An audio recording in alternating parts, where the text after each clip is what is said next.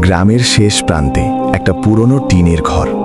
সেই ঘরে থাকত রাশেদ, একজন সাধারণ মানুষ, কিন্তু ভেতরে ছিল অনেক ভাঙন। একসময় সে খুব ভালো ছিল, পরিবার, হাসি, নামাজ সব ছিল। কিন্তু সময়ের সাথে সাথে ভুল পথে পা বাড়ায়।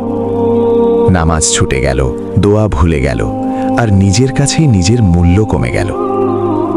লোকেরা বলতো, ও মানুষটা নষ্ট হয়ে গেছে। রাশেদ নিজেও তাই ভাবত।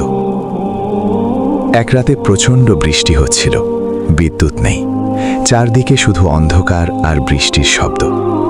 রাশেদ একা বসেছিল। হঠাৎ তার চোখ পড়ল মেঝের কোণে পড়ে থাকা একটা পুরনো জায়নামাজে। অনেক দিন সেটাতে কেউ দাঁড়ায়নি।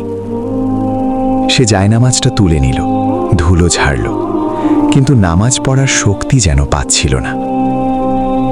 হঠাৎ বুকটা ভারী হয়ে এলো, চোখ ভিজে গেল। সে শুধু মেঝেতে বসে বলল, ইয়া আল্লাহ, আমি ভালো না, আমি ঠিক মানুষ না, কিন্তু তুমি তো আমার রব। এর বেশি কিছু বলতে পারল না। কোনো বড় দোয়া না, কোনো সুন্দর কথা না, শুধু ভাঙা মন আর নীরব কান্না। সেই রাতেই সে ঘুমিয়ে পড়ল। পরদিন সকালে ঘুম ভাঙতেই দরজায় শব্দ।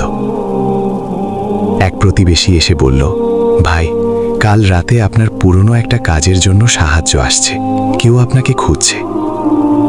রাশেদ অবাক, সে তো কিছুই করেনি। কয়েকদিনের মধ্যেই ছোট একটা কাজ পেল, তারপর আরেকটা। ধীরে ধীরে সংসারের চাপ কমতে লাগল।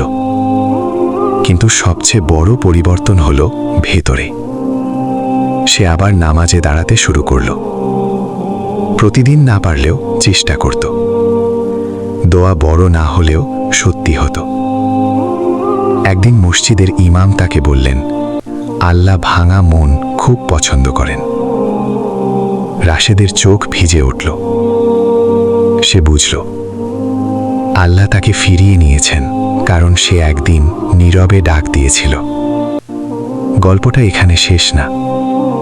আজ রাশেদ অন্যদের বলে, নিজেকে যতই খারাপ মনে হোক, আল্লাহর দরজা বন্ধ ভাবো না। এক ফোঁটা চোখের পানি একটা জীবন বদলে দিতে পারে।